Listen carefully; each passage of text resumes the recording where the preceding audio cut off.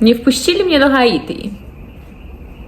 I wtedy zrozumiałam coś, co odmieniło moją podróż bardziej niż przekroczenie granicy. Misja Haiti rozpoczęta.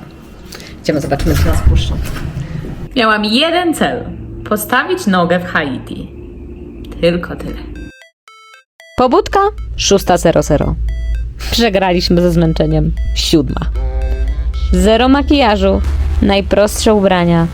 Dzisiaj nie chcieliśmy przyciągać uwagi. I ruszyliśmy.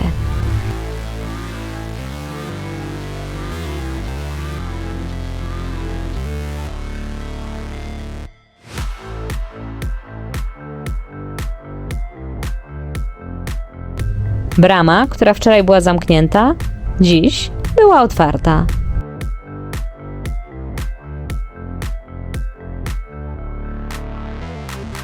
Wojsko, służby, setki ludzi i ogromny targ.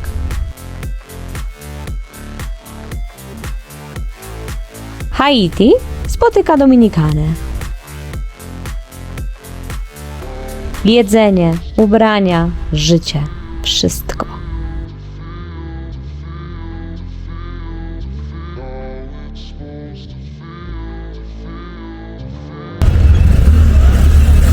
Haiti się zaczyna tam, to jest rzeka i tam się zaczyna Haiti.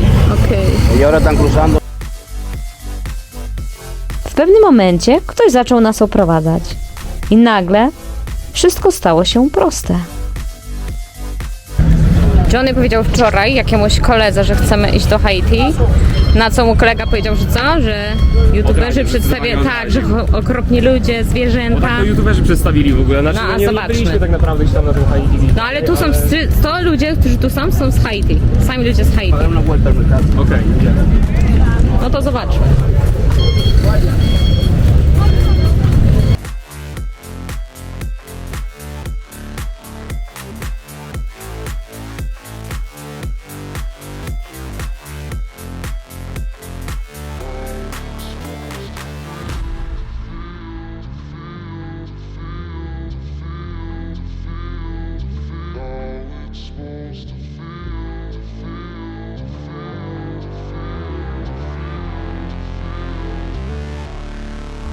I wtedy przyszła ta chwila.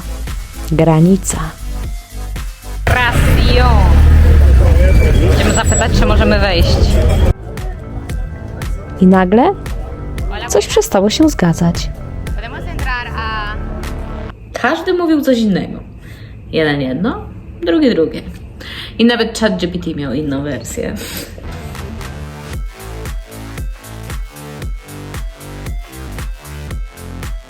I w końcu odmowa. Nawet nie spojrzał na nasze dokumenty. Po prostu nie. I wiesz, co było najdziwniejsze? Nic nie poczułam. Bo oczywiście pojawiła się opcja: załatwimy to. Przez góry.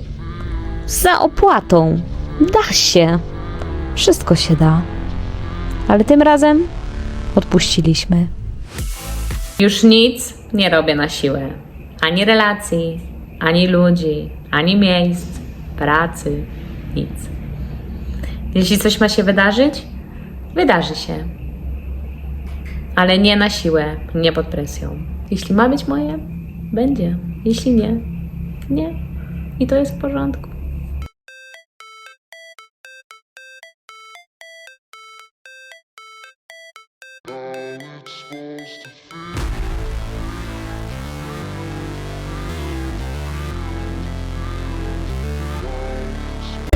Dobra. Próbujemy do pracy wolontariackiej ze zwierzętami. To jest snówka. Kupiłam ubrania na zimno. W Dominikanie prawie niemożliwe. A tam bez problemu. I najlepszy deal mojego życia. 13 awokado za 9 zł. Czuliśmy się jak przemytnicy złota z reklamówką. Johnny, jak Ci się podoba targ? Fajnie, coś innego. Ale tak spokojnie tu jest, nie?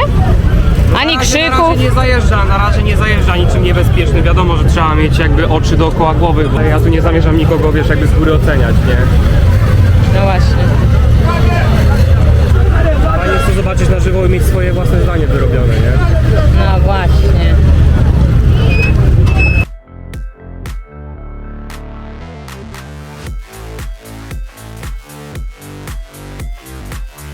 Johnny, co przygotowujesz?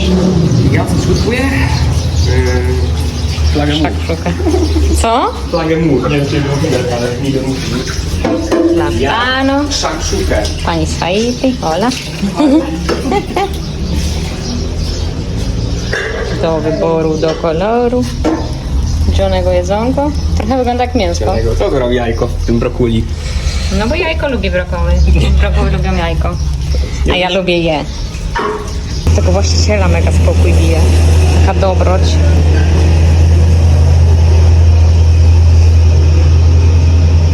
Señor está trabajando.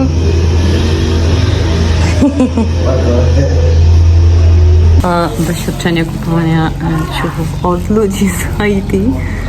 No i nie tylko.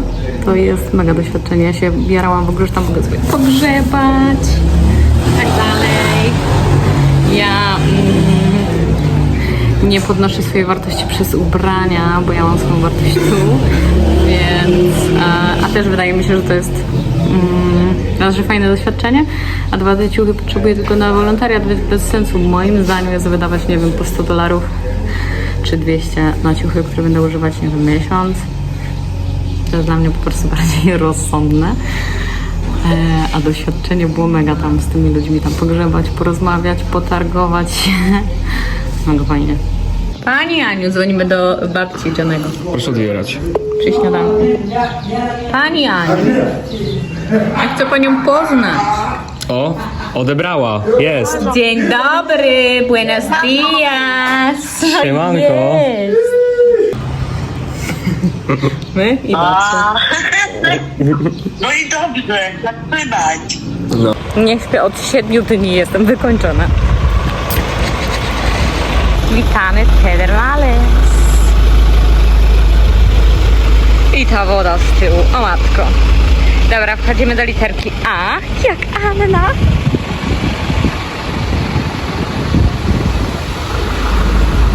Zobaczymy, czy to będzie dobry wybór. O mamo.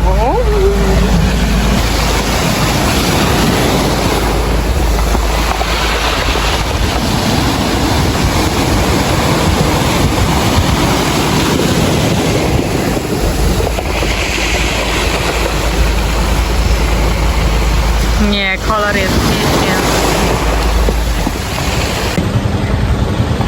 I teraz. Tidim. Nie ma tak robota selfie.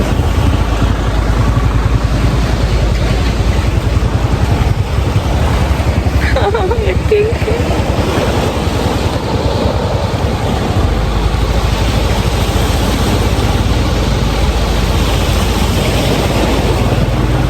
Gracias a Dios. ¿Quién está aquí conmigo? Colombia. Bonito, ¿sí? Hermoso. Mieć życie karaibskiego psa. Fajne, co?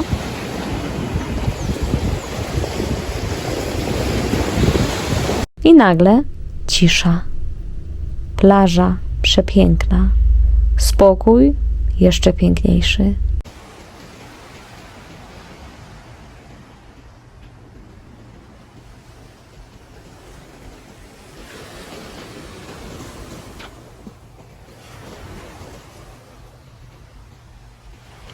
Muszę obalić mit, że każdy biały ma pieniądze, każdy biały jest bogaty. Podszedł do mnie dzisiaj jakiś chłopak tam na tym targu i mówi mi, że mu tam dała ileś peso. Mówię, że nie mam. A on, jak to nie masz? Jeszcze z taką pogardą na mnie spojrzał, jak to nie masz? Ja mówię, ej, i każdy biały ma pieniądze.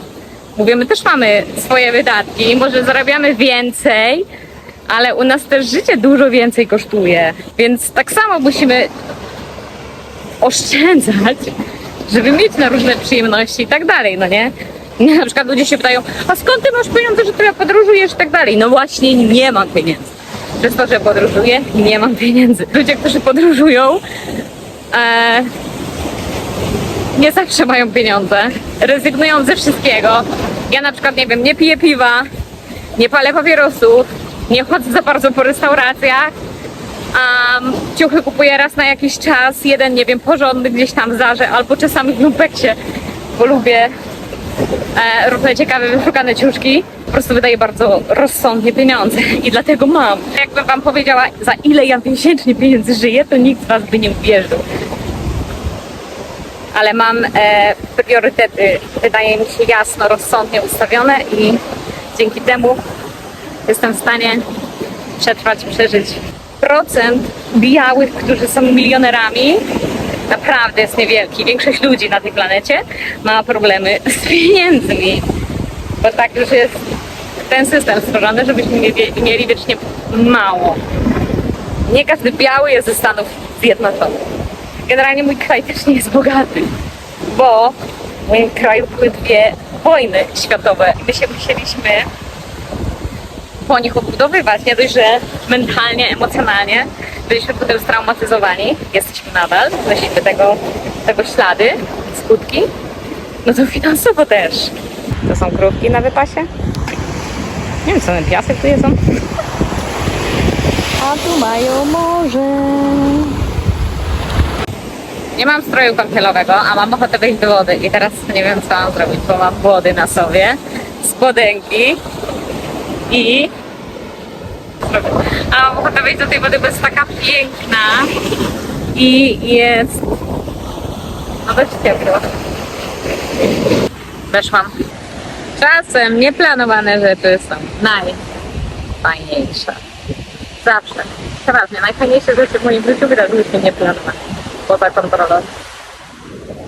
Super. Spontane są najlepsze, bo nie planujesz nic, a potem się nagle okazuje, że przychodzi wiele fajnej, dobrej energii z czegoś, co nie było w ogóle w planie. Wyjmięte.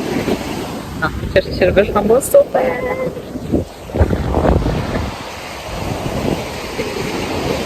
To jest klasyka dominikańska.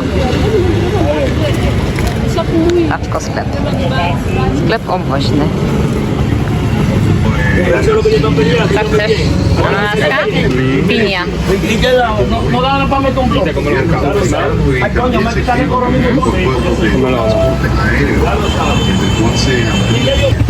A co chcesz zapłacić alkohol? Co to jest i za ile? Chociaż nie, bo oni tutaj mają taki powalony alkohol w strzałach.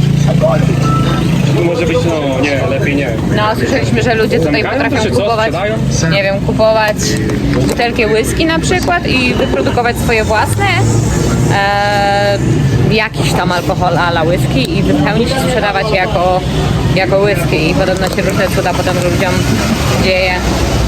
Sandía, melón, piña i amigo, ¿qué más? I to wszystko. Okej. Dał mi jakiś wieśniacki kapelusz. Nie chciałam go generalnie pokazać, bo to jest kapelusz wykonany z liści palmy. Można go, dużo z tego tutaj jest oczywiście ręcznie robiony, można go sobie kupić. No, turyści w nich czasami chodzą. Generalnie bardzo ładnie wykonany. To jest dla Johnny'ego. Popatrzcie, Johnny. No. $1 000 000. Dobra, wrzućmy to do plecaka. To miasto zdecydowanie ratuje mój ciężki nastrój i załamanie, które przeżyłam w Barachonie ostatnio z tymi chłopakami na ulicach. Tutaj jest, nie wiem dlaczego, ale wyższa kultura i dużo lepsza energia w tym mieście. Dużo bardziej mi się tu podoba. Póki co i mam nadzieję, że tak zostanie. Ten dom tu jest niezły. Hola, ¿cómo estás? I jeszcze właśnie ustaliłam przed chwilą z Johnem, że lecę do Ekwadoru sama, bo mieliśmy tu jeszcze zostać kilka dni w Dominikanie, ale ja już nie dam rady, po prostu nie dam rady. Moje ciało, mój układ nerwowy jest w ciągłym napięciu. Jest mi tu źle. Jeden woli rosół, drugi pomidorówkę, Żadna zupa nie jest lepsza. Żadna nie jest gorsza. Wszystko jest okej. Każdy z nas musi znaleźć swój smak. A wybór człowieka mówi więcej o nim samym, o jego wnętrzu, o jego preferencjach, niż o drugim człowieku, miejscu czy daniu. Powiedziałam mu, że ja chcę lecieć, chcę opuścić ten kraj jak najszybciej, polecieć do Ekwadoru i że możemy się tam spotkać, jak on tutaj sobie zwiedzi jeszcze tą część, którą chce. Ale powiedział mi, że w takim razie to on sobie wróci do Polski i że odpuści sobie Ekwador. Więc zostaje sama. Na początku tak my trochę to planowane to było we dwójkę, więc byłam zszokowana i tak trochę się zaniepokoiłam przez chwilę, ale ogarnę, no. Już tyle sama przeżyłam, zwiedziłam, że dam sobie radę. Kiedyś bym została. Powiedziała, jeszcze trochę, dam radę, wytrzymam. Dziś, jeśli coś mi nie pasuje, coś mnie rani, jest niewygodne, po prostu odchodzę. A ta muszelka to jest spełnienie mojego dziecięcego marzenia, bo zawsze mi się marzyło znaleźć jakąś ogromną muszelkę na plaży. Jest ogromna i taka niecodzienna, piękna. Znalazłam ich dziesiątki. Marzenie małej Ani spełnione. Ten mur, za którym byliśmy, on się ciągnie wzdłuż granicy Dominikany i Haiti. I on, normalnie ta brama jest zamknięta. To się nazywa Dia de la Puerta, i wtedy, czyli tak jakby dzień drzwi. Wtedy jest organizowany ten market, na którym byliśmy i można przez te drzwi przejść. Czyli wciąż jest na terenie Dominikany, ale już tak jakby za jej oficjalną granicą. I ten targ jest organizowany 2 razy w tygodniu dla Haiti i dla Dominikany i oni mogą się spotkać i po prostu powymieniać tam usługami, sprzedawać sobie różne produkty. Haiti nie ma prezydenta, stolicą zarządzają gangi. Haiti jest też bardzo dobrym miejscem, jeśli chodzi o narkotyki, tak, o jakby przypływ czy zrzut tam narkotyków z Kolumbii, z Meksyku, bo to jest idealnie na drodze tak zwany, jak to się mówi, narkotrafik czy drug traffic. Wyznawane jest tam voodoo, ale nie wszyscy to robią, bo ja poznałam w zeszłym roku jednego mężczyznę, który właśnie wyznaje voodoo. Miał laleczkę i wszystko i tak dalej. Chciał mi kupić jedną laleczkę, ale powiedziałam, że ja nie chcę z tym nic mieć wspólnego. Ale za to poznałam też parę innych osób z Haiti, które są chrześcijanami i były to naprawdę bardzo, bardzo wspaniałe osoby. I ja je poznałam osobiście, bardzo takie ciepłe, spokojne, dobrze życzące innym i takie pomocne. W internecie też oczywiście widziałam różne narracje, że ludzie z Haiti są okropni, że to są potwory i tak dalej. Część ludzi bardzo możliwe, że taka jest, że jest tam jakaś, że są okropni, ale nie można tego tak generalizować do wszystkich, bo tak jak mówię, ja poznałam naprawdę i to poznałam osobiście osoby z Haiti, które są do rany przyłóż. Tak, myślę, że w każdym kraju są zarówno jednostki z gorszym mentalem, jak i z tym lepszym. Generalizowanie ich jest bardzo krzywdzące, zarówno dla nich, jak i dla nas. Moim zdaniem mega fajna przygoda. Można się zetknąć właśnie z ludźmi z Haiti. I w moim doświadczeniu wszystko było super. Zostały mi 3 dni i uciekam stąd.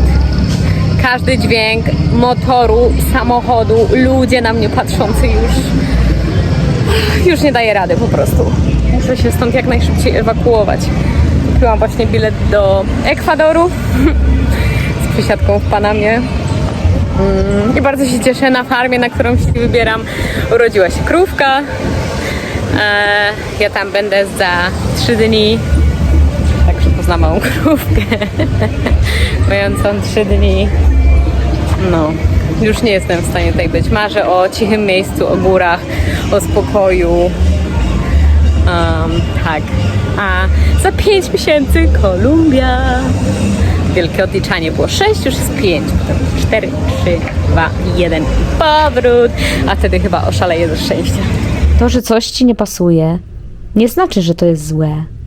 To znaczy, że to nie jest dla ciebie. Ostatniego wieczoru pojechałam na zachód słońca i miałam wrażenie, że ktoś próbuje napisać za mnie scenariusz mojego życia. Ktoś chyba chciał zostać moim chłopakiem. Ale ja już wiem jedno. Ten scenariusz nie należy do ludzi. Nie należy też do mnie. Ja tylko podążam za moim sercem, aby go wypełnić. Jeszcze ja, ostatni zachód nad Morzem Karaibskim ze strony Dominikany. Powiedziałam, nie wiem czy było słychać, że zapewne będę tęsknić tu za tą Dominikaną, za pewnymi momentami. Ale to, że człowiek tęskni za czymś, nie znaczy, że ma wracać do tego, jeśli mu było źle. To znaczy tylko, że czuje, że jego serce jest żywe. To po prostu znaczy, że jesteśmy ludźmi, a nie, że musimy wracać. Poznaliśmy się na Tomorrowland 2022. Jedno wydarzenie. A zobacz, ile zmieniło. Nigdy nie wiesz, które spotkanie zmieni twoje życie. Naprawdę. Dziękuję ci, Jonatan, za tę podróż, za chaos, za śmiech i za historię, której nie dało się zaplanować. Do zobaczenia w Kolumbii, braciszku. Pożegnanie Santo Domingo, nasza ulubiona lemoniada. Johnny za pierwszym razem sobie zamówił z buraków, bo chciał zdrowia Byliśmy i tak pewni, dalej. że to jest sok, który po prostu tutaj dla mnie jest top 1. Nie wiem, to jest jakiś miks jakby truskawek, z, nie wiem, z mlekiem, z czymś tam. Taki jak guma balonowa, taki słodziutki. Dosłownie, jak guma balonowa, no. A dostał buraka. Pan powiedział, że A to będzie dostaliśmy tu. buraka i to jeszcze bez cukru i to w ogóle nie taki jak moja babcia robi, w ogóle nie, tragedia. A ja z racji akcji braku cukru Ale wypiłem go mam zdrowe, nie? wodę z limonką i dużo lodu. Bo kiedy robi się niewygodnie, to znak, że twoja historia pisze się już gdzie indziej. I moja właśnie rozpoczynała się w Ekwadorze. Do zobaczenia. Nasz wspólny ostatni wieczór, bo Johnny jeszcze ma przed sobą około 2 tygodnie, tak? Tak, tak, 2 tygodnie, dokładnie. Jak możesz podsumować nasz wyjazd? Jak on wpłynął na ciebie, co on zmienił w tobie, czy coś się zmieniło, czy nie? Ojej, to jest ciężkie pytanie, bo dużo na pewno zmieniło. Na pewno gdzieś tam postrzeganie tego, no jak też dobrze mamy u nas w kraju, że pewne rzeczy no, trzeba doceniać jak jest. Chociaż z drugiej strony wielu rzeczy się też można od Dominikańczyków, uważam, nauczyć właśnie jeśli chodzi o takie życie bezstresowe. No wiadomo, że tu jest w jedną stronę jakby przesada, ale no pod pewnymi względami no możemy nam się tego Polakom nauczyć by i się to przełożyć, przydało. tak, przełożyć w pewnym stopniu na nasze życie, nie?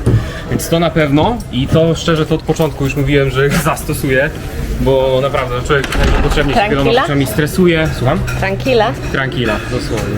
Więc no zobaczymy jak to się przełoży na życie codzienne w Polsce, ale na pewno jestem spokojniejszy, taki wyciszony. Powiedz mi, czy bałeś się czegoś, nie wiem, na przykład w związku ze mną, z Dominikaną, z naszą podróżą? Nie, myśmy się już na tyle Leciałeś? znali, my wiedzieliśmy, że akurat jesteśmy zgodni w wielu rzeczach, więc no pozabijalibyśmy się, gdybyśmy po prostu już nawet, nie wiem, po tygodniu się nie dogadywali, a jednak wytrwaliśmy tyle czasu, co ja uważam jest sukcesem. Bez żadnej kłótni przez Tak, ponad jest- miesiąc. to jest aż ogromny żadnej sukces, sukces. nie? A ja wiem dlaczego.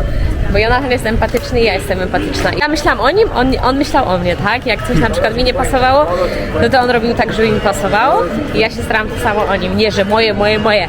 Tak, bo na przykład powiedzmy, jak jechaliśmy motorem i ja miałam miejsce na nóżki, a ty musiałeś wisieć w powietrzu, nie? Tak, no. I ja robiłam tak, żeby je przesunąć tak, żebyście Jak sobie w też, zdrowym a nie... związku, pójście na kompromisy czasami, nie? Dla jakby dobra obojga. Mówiliśmy na przykład, że jesteśmy rodzeństwem, bo nikt tam nie potrafił uwierzyć w to, że między nami nie ma ani cienia relacji romantycznej. Dlatego Tak, to ja jest- na to jest przykład, prawda, no. to lubiłam, bo mówić, że on jest moim bratem, bo ja nie lubię od ludzi potem gadania, podwątpiewania, nie jakichś takich podtekstów. Więc jak mówiłam, że jest moim bratem, to nie było żadnych podtekstów i spokój. To nie jest tu? To jest tu. Jak tutaj przykładowo gość, z którym jechaliśmy, złapaliśmy stopa, zaprosił nas akurat do siebie. No i on miał, przypomnij mi ile? 5 dzieci z 3 kobietami? On miał 9 dzieci A. i chyba właśnie z 5 kobietami, nie? No dobra, to zaniżyłem liczby niestety, no ale no tak to mniej więcej tu wygląda i powiedział, że to jest normalne, to jest Tak. normalne. Ogólnie jakby to, że masz dzieci z wieloma osobami, jesteś w wielu Młodym związkach, wieku, no oni są Bo tutaj... jak on to powiedział, jemu brak było kontroli. Na Wiadomo, że przykład. to jest jakby kwestia kultury, to rodzi jakby problemy w związkach i w życiu każdego człowieka i tych dzieci. Czyli ty chciałbyś mieć dzieci z jedną kobietą? Nie myślę o dzieciach. Zacznij. Na razie myślę o podróży. Ja na przykład nie mam dzieci, nie mam na razie jeszcze perspektywy na ojca dla nich, ale myślę o nich cały czas. I wszystko, co robię ze sobą, jest w perspektywie, że one kiedyś się pojawią. Nie, Długofalowo. Też, no to wiesz, no znasz moje podejście jest takie, że po prostu póki na razie po prostu nie stać mnie, nie mam możliwości, nie poznałem żadnej kobiety, to nie myślę o tym po prostu, więc jakby naturalnie tak to działa, nie? No skupiam się na innych rzeczach. Dobrze, przynajmniej Jak przyjdzie, to będę myślał, nie? Jak przyjdzie co, kobieta, czy co? Tak, no pieniądze. warunki do posiadania dzieci na razie, no wiesz, samemu jest ciężko, nie? A może będzie tak, że jak postanowisz, to one się pojawią. Ale to dla mnie to nie jest sens życia, nie? Dla mnie to jest dodatek. No. Wiesz, co innego No właśnie, jak dla kobieta, na mężczyzny przykład tak ty, jest. nie? Dla Ty chcesz mężczyzny mieć dzieci, tak ty jest, wiesz, że no. chcesz mieć dzieci, nie? Ja też wiem, że chcę mieć dzieci, ale dla mnie nie jest to cel sam w sobie, tylko dla mnie to jest dodatek do po prostu szczęśliwego związku, nie? Więc dla mnie podstawą jest szczęśliwy Znaczy to związek. generalnie coś takiego powinno też. być, to nigdy nie powinno być całym życiem ani kobiety, ani mężczyzny, tylko pięknym jego dodatkiem No pewnie, uzupełnienia. pewnie, że tak. Filar, każdy musi mieć swój, jakąś tam misję, nie? A jak ja Ci mam je zadać? Ja nie wiem, jak mam zadać Jonatanowi pytanie. Chciałam go zapytać, co było dla niego największym zaskoczeniem naszej miesięcznej podróży, U mnie to która przez jutro ten czas dobiega działo się końca. naprawdę tyle rzeczy, że nie wiem, w ogóle ten pobyt na Dominikanie i też w tym Miami, w którym byłem, no jakby tego się nie da w ogóle opisać. Nie wiem, w jednym zdaniu. To naprawdę za dużo różnych ciekawych rzeczy, za dużo ciekawych wydarzeń. To tak jakby rok w jeden miesiąc zmieścić, nie? Bo tempo no, było... nie da się w ogóle o tym zaskoczenie. opowiedzieć. To cały czas trzeba by było, nie wiem, tak naprawdę no, kręcić jakiegoś vloga non-stop i wszystko nagrywać, nie? Ale no, Czasami nie było siły na to. no los czasami po prostu tak się wszystko składało idealnie, że wiesz, masz wrażenie, że coś ci się nie uda, że gdzieś nie dotrzesz, że nie ogarniesz noclegu. To też jakby dzięki tym ludziom w sumie, którzy tutaj są, nie? Mi się wydaje, bo oni mają takie podejście, nie? Takie pomocne, gdzieś tam mają trochę z Polaków. No i nas też, że jesteśmy bardzo otwarci, bo tak, jak ktoś... oni to czują, nie? I szukamy rozwiązania, a nie stajemy na chodniku i płaczemy, bo nie wyszło i co my teraz robimy, nie? Więc czują, że można nam pomóc i chcą wręcz pomagać. Oni są wręcz tacy zajarani tym, że w ogóle mogą nam pomagać. Ale coś mówiłeś o sobie.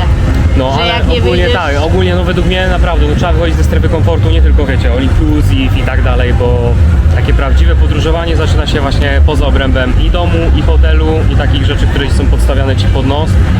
I no, próbować jak najwięcej nowych rzeczy, nie? Poznawać ludzi, poznawać te miejsca, nie bać się i wiadomo, że są miejsca i ludzie, których no trzeba się bać i trzeba być ostrożnym na pewno, trzeba mieć z tyłu głowy, że nie zawsze może być kolorowo, ale jednak uważam, że jak jesteś przepełniony tą dobrą energią i szukasz dobrych rzeczy, to będziesz trafiał na takie rzeczy, nie? I myśmy, no jesteśmy tego przykładem, mi się wydaje. Że czy jeśli chodzi o jakiś transport, czy o znalezienie właśnie noclegu, nie wiem, w niedzielę o 24 pod granicą z Haiti, wiesz, no to żeśmy coś znaleźli, albo nie wiem, podróżowaliśmy danej nocy, na przykład, nie wiem, była już późny wieczór, jeździmy i się okazuje, na przykład 2 noclegi w ogóle nam nie odpowiadały. Już mieliśmy w ogóle dość, nie, bo cały dzień w ogóle z torbami padaliśmy po prostu z nóg, nagle podjeżdża jakiś samochód, zabiera nas i gościu zgarnia, mówi, że ma dla nas nocleg, nie? No i jeszcze dużo No. niższej cenie, nie? No, więc to jest niesamowite.